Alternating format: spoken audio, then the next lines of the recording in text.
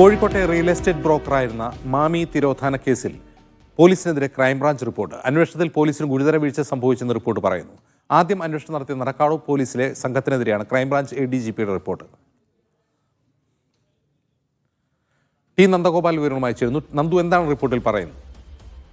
അതായത് മാമി തിരോധാനം സംഭവിച്ചിട്ട് ഏതാണ്ട് 2 കൊല്ലമായി. ഇപ്പോഴും അന്വേഷണം കാര്യമായ പുരോഗതിയൊന്നുമില്ല എന്നുള്ള ഒരു ആരോപണം കുടുംബം തന്നെ ഉന്നയിക്കുന്നതിനിടെയാണ് ക്രൈംബ്രാഞ്ച് ഇങ്ങനെ ഒരു ഗുരുതരമായ റിപ്പോർട്ട് പോലീസിനെതിരെ ഇപ്പോൾ നൽകിയിരിക്കുന്നത്. ഇതിൽ പറയുന്നത് ഈ പരാതി ആദ്യഘട്ടത്തിൽ ലഭിച്ചപ്പോൾ തന്നെ ചെയ്യേണ്ട നടപടികൾ പോലീസിന്റെ ഭാഗത്തു നിന്നും ഉണ്ടായിട്ടില്ല എന്നുള്ളതാണ്. അതായത് പ്രാഥമികമായി ശേഖരിക്കേണ്ട സൂചനകൾ, അതോടൊപ്പം തന്നെ സ്ഥലത്തെ CCTV ദൃശ്യങ്ങൾ ഉൾപ്പെടെ ശേഖരിക്കാൻ പോലീസിന്റെ ഭാഗത്തു നിന്നും നടപടി ഉണ്ടായിട്ടില്ല എന്നുള്ളതാണ് ക്രൈംബ്രാഞ്ചിന്റെ ഈ റിപ്പോർട്ടിൽ പറയുന്നത്. ക്രൈംബ്രാഞ്ച് ADGP ആണ് ഇത്തരത്തിലൊരു റിപ്പോർട്ട് ഇപ്പോൾ സമർപ്പിച്ചിരിക്കുന്നത്. ഇതിന്റെ അടിസ്ഥാനത്തിൽ ഈ റിപ്പോർട്ടിന്റെ അടിസ്ഥാനത്തിൽ ഒരു ആഭ്യന്തര അന്വേഷണം നടത്താനുള്ള ഒരു തീരുമാനവും ഇപ്പോഴായിട്ടുണ്ട്. ഉത്തരമേഖല IG ആണ്